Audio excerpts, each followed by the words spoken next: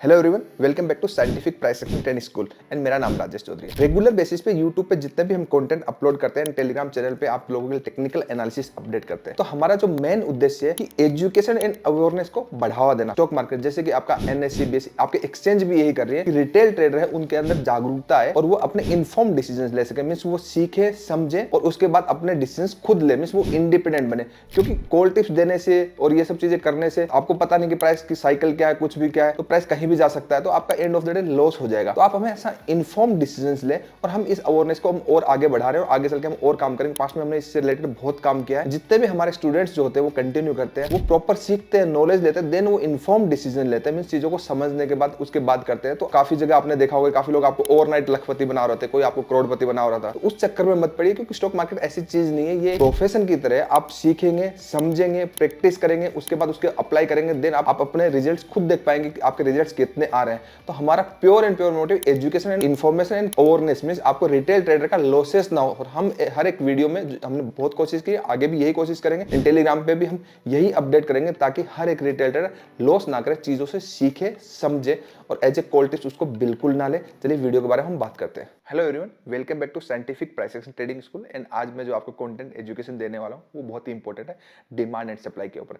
Demand and supply के कौन से अच्छे जोन होते हैं, कौन से वीक जोन होते हैं, और आपके डिमांड एंड सप्लाई की मार्किंग के ड्यूरिंग में आपकी साइकोलॉजी क्या होनी चाहिए, और वो प्रॉपर कौन से मोस्ट ऑब्वियस पॉइंट के साथ मैच करते हैं, प्रॉपर आपकी मार्किंग क्या होती है। तो कुछ हिडन सीक्रेट्स मैंने रिवील किए हैं इसके अंदर, इन सीक्वेंस में मैंने आपको बताया है। और ये सब चीज़ें जब मार्केट में रियल टाइम जब आप अप्लाई करते हो तो ये सब चीज़ें काम करती हैं प्रॉपर, जब आप सीक्वेंस में देखते हो प्रॉपर एजुकेशन के साथ। और ये सब चीज़ों से रिलेटेड जब भी आपका प्राइस एक्शन सेटअप बनता है, चीज़ें होती हैं, तो स्टॉक्स या इंडेक्स जो भी होता है, हमारा पब्लिक वाला टेलीग्राम ग्रुप है, वीडियो के डिस्क्रिप्शन, वहाँ हम अपडेट करते हैं।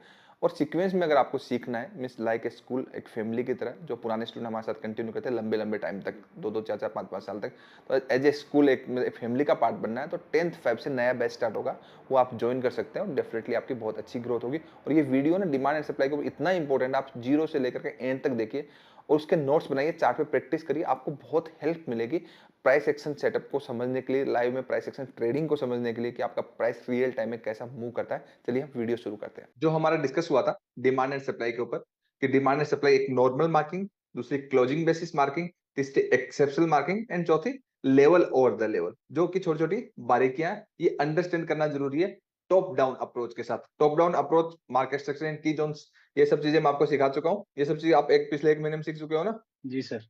ओके। एक तो सबसे पहले मार्किंग होती है नॉर्मल मार्किंग, ठीक है। डिमांड एंड सप्लाई के ऊपर इन डिटेल एक वीडियो मैंने ऑलरेडी अपलोड करके रखा हूं, सबने भी देखा होगा, आप लोगों को तो मैं सिखा चुका हूं। तो बेसिकली चार्ट पे देखिए कि एक डिमांड जोन होगा, एक सप्लाई जोन होगा। डिमांड एंड सप्लाई जोन क्यों बनते हैं, इसके ऊपर ऑलरेडी उस वीडियो में बताया हुआ है। इवन ट्रेंड लाइंस वाले वीडियो में भी काफी बार मैंने बताया कि डिमांड सप्लाई जोन बनते क्यों, उस बारे में मैं नहीं जा रहा, मैं मार्किंग बता रहा हूँ ओनली, ठीक है। तो प्राइस क्या है, देखिए, एक सप्लाई जोन कैसे मार्क करेंगे, एक डिमांड जोन कैसे मार्क करेंगे, वो वीक कौन से होंगे, स्ट्रॉन्ग कौन से होंगे, वो समझते हैं। देखिए, प्राइस यहाँ पे एक रैली किया, प्राइस ऊपर गया। इस वाले चार्ट पे आप देखिए, प्राइस आपका ऊपर जाने के बाद प्राइस ने एक रेंज के अंदर फंस गया। उसके बाद प्राइस ने अगेन ब्रेक डाउन किया, दिख रहा है यहाँ पे, ये वाला अगेन ब्रेक जी डाउन किया। तो ये रेंज जो है वो एक सिंगल कैंडल की भी हो सकती है और मल्टीपल कैंडल्स की भी हो सकती है। मान लीजिए चार यहाँ पे कोई भी टाइम फ्रेम, मतलब ये सारे टाइम फ्रेम पे इंप्लीमेंटेशन है। टॉप डाउन अप्रोच में आपको मार्किंग रीएडजस्ट करनी है। तो आपका मान लीजिए 15-15 मिनट की चार कैंडल है, तो बेसिकली वो एक ही कैंडल की हावरली टाइम फ्रेम में देखोगे तो एक ही कैंडल इंडिसेशन देखेगी।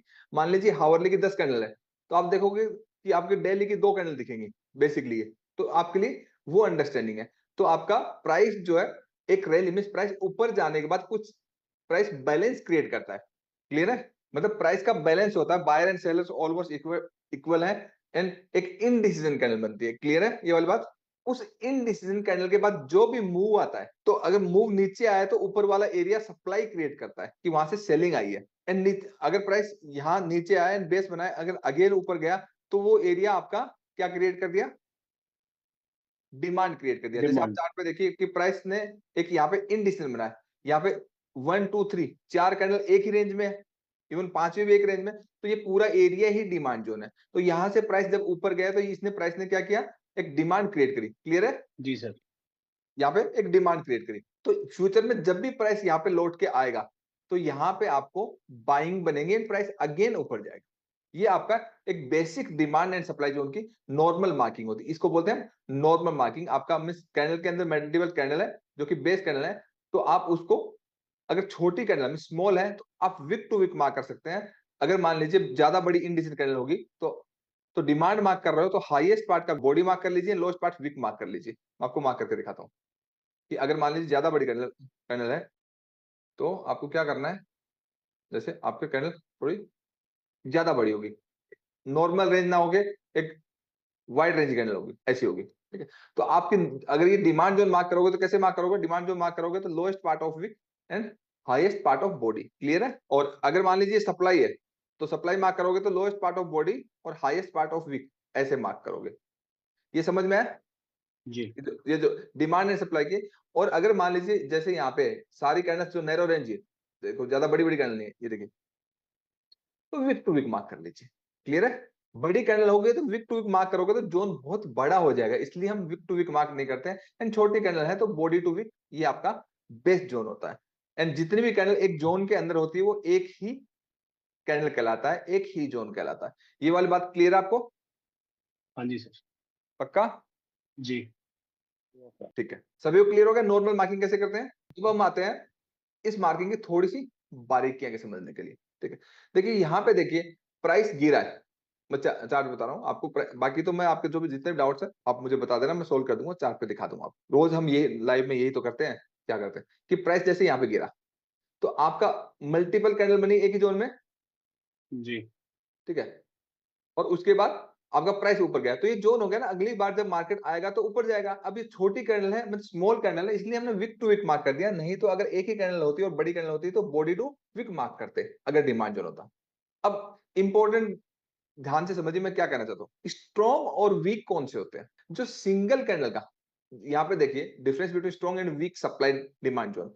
अगर प्राइस ऊपर गया है, एक कैंडल अच्छा खासा बाइंग आई है, उसके बाद सिंगल कैंडल अगर है और उसके बाद अगेन प्राइस ऊपर गया है तो वो जोन स्ट्रॉन्ग जोन कहलाता है। अगर आपकी तीन या थ्री एंड मोर उससे जितनी ज्यादा बेस कैंडल होती है वो जोन थोड़ा वीक जोन होता है, क्लियर है। कि वो 50-50 होता है कि वो टूट भी सकता है नहीं भी टूट सकता, उस पर आप ज्यादा रिलाई नहीं कर सकते।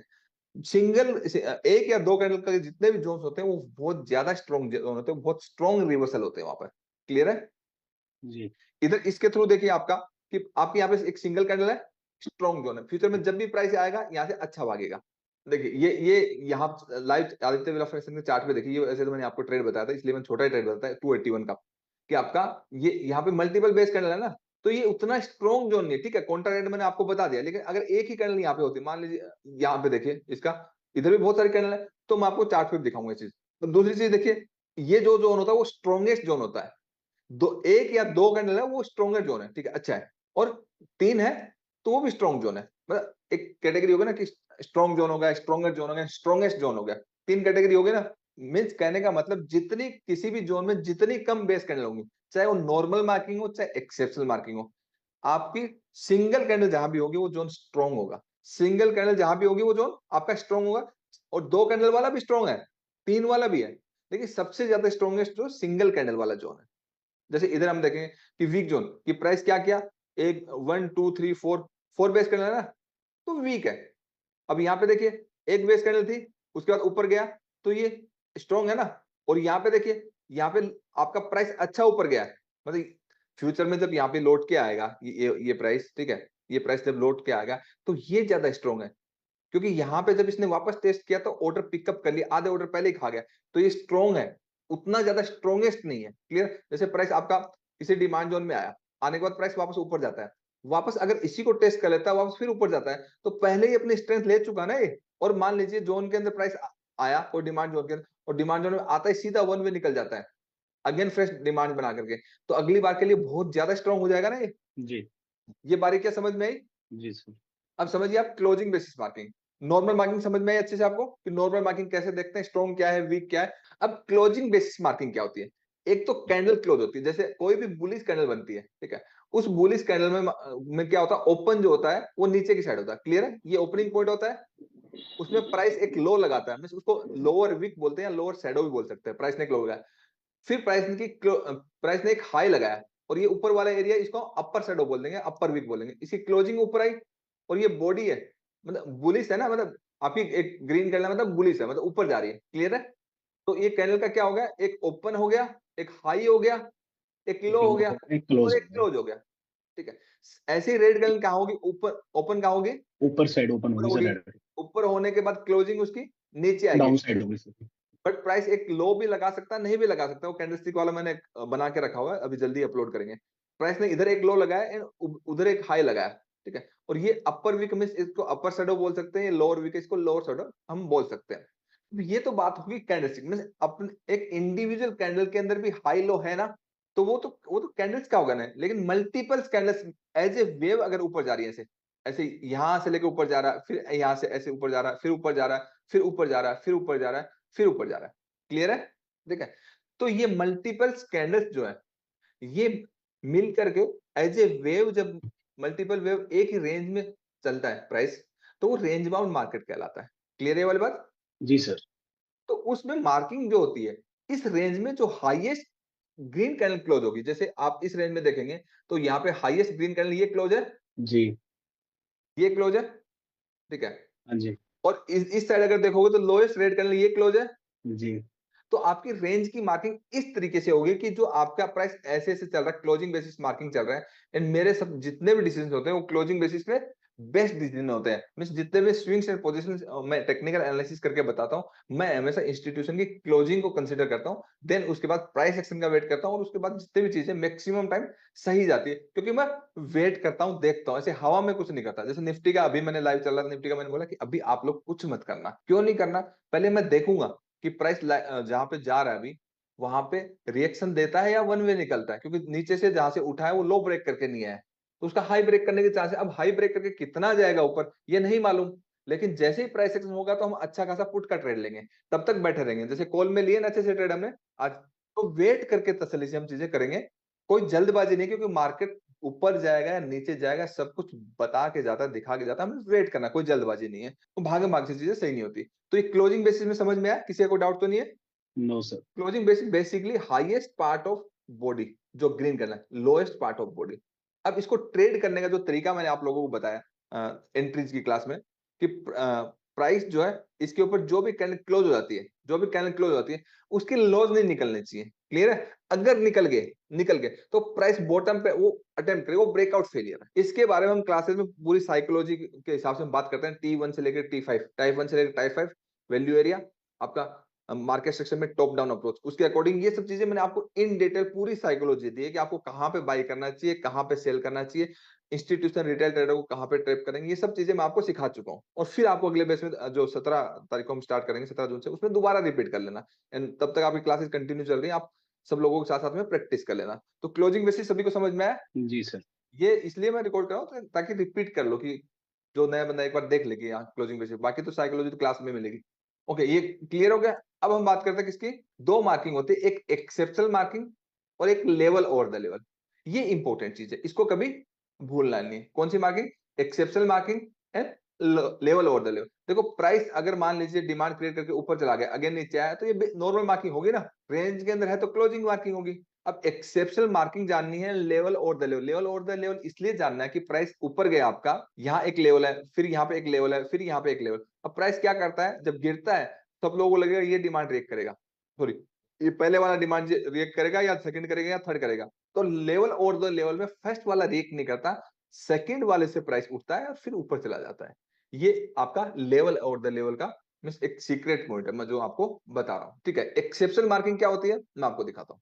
आप ये टॉप डाउन अप्रोच के साथ किसी भी टाइम फ्रेम में अप्लाई कर सकते हैं। जैसे आप सपोज करें पीछे का चार्ट मुझे नहीं मालूम, यहीं से चार्ट शुरू हुआ है, तो यहाँ पे वीक छोड़िए, प्राइस ने नीचे साइड जी। वीक है, तो यहाँ पे अगर जो आप मार्किंग करने जाओगे तो क्या ऐसे थोड़ी मार्क करने जाओगे कि आप इसको बेस कैंडल मानोगे, ऐसे थोड़ी मार्क करोगे। बेस कैंडल का मीनिंग क्या है? बेस कैंडल वो कैंडल होती है जिसमें विक जो है बॉडी के कंपैरिजन में 50% से ज्यादा हो। इसमें ऐसा कोई क्राइटेरिया है क्या? No sir.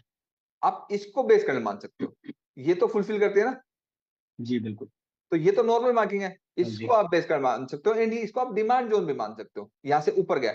लेकिन demand and supply zone marking ये सब चीजें जो है ना 50-50 है, अगर आपकी टॉप डाउन अप्रोच क्लियर नहीं है। जैसे मैंने आपको मार्केट स्ट्रक्चर की जोन से लेकर के आपको top down multi time frame analysis, long term, medium term, short term, जो आपको T1 से T5 तक सिखाया, वो अप्रोच से ही पैसा बनता है। बेसिकली वो साइकोलॉजी है। तो टॉप डाउन अप्रोच क्लियर होना आपकी जरूरी है।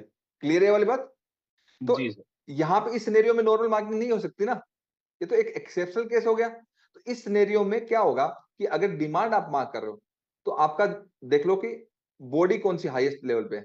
ये मतलब नीचे की साइड देखो तो हाईएस्ट लेवल दिख जाएगा, ऊपर की साइड देखो तो लोएस्ट लेवल दिखेगा, and lowest part of wick क्या है, तो ये आपकी एक्सेप्शनल मार्किंग है।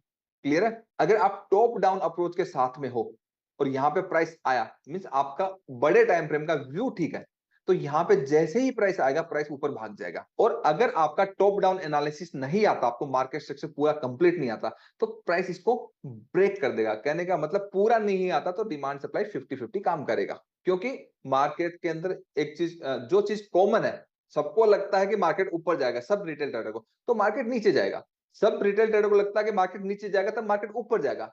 सबको लगता है ये सप्लाई रिएक्ट करेगा, क्योंकि डिमांड एंड सप्लाई तो कॉमन हो गया ना। एंड ट्रेडिंग व्यू के जितने भी टूल्स हैं, ये सब चीजें ये कॉमन है, ये इंस्टीट्यूशन को पता है। इवन बुक्स भी होती हैं, बहुत सारे बुक्स तो इंस्टीट्यूशन खुद प्रिंट करवाते हैं ताकि मिसअंडरस्टैंड हो सब चीजें हो। तो जो चीज इजीली एक्सेसिबल है और इजीली सब लोगों को अवेलेबल है, उस चीज से स्टॉक मार्केट में पैसा नहीं बनता। बिकॉज ऑफ इंस्टीट्यूशन को पता है, पता नहीं क्यों रिटेल ट्रेडर अपना पैसा रोज गिफ्ट दे रहा है, रोज गिफ्ट दे रहा है, नहीं बनता। पैसा जो बनता है टेक्निकल एनालिसिस सीखने के बाद, जो इंस्टीट्यूशन की जो साइकोलॉजी है उसको अंडरस्टैंड करने के बाद बनता है, जो कि मैं आपको बता रहा हूँ। आज मैंने आपको 3 ट्रेड बताए, 2 निफ्टी के बताए, एक एबीएफआर का बताया। तीनों के तीनों डॉट टू डॉट सही गए, जी सर। लेकिन वो साइकोलॉजी है। जो मैंने बताया वो साइकोलॉजी, जो 19 साल मैंने एक्सपीरियंस गेन किया वो है। अब साइकोलॉजी हर किसी की बिल्ड हो जाएगी। करना क्या है, जो मैंने सिखाया, जो मैंने वीडियो डाले, भाई उन सब चीजों पे नोट्स बना के चार्ट पर देख करके, चार्ट को देखना पड़ेगा 3 से 6 महीने। हम देखते नहीं, हम ट्रेड करते हैं। ट्रेड जब करते हैं तो लर्निंग नहीं होती। ये बहुत इंपॉर्टेंट बात। प्राइस को ट्रेड करने के लिए किसी इंडिकेटर की, किसी टूल की जरूरत नहीं होती। एक समझ की जरूरत होती है कि कहाँ बाय करना है, कहाँ सेल करना है, कहाँ मुझे निकलना है, कितना रिस्क रखना है, कितना रिवार्ड रखना है। ये एक समझ का पैसा है, ये हवा में नहीं है। तो ये एक्सेप्शनल मार्किंग समझ में है आपको? जी सर। ठीक है।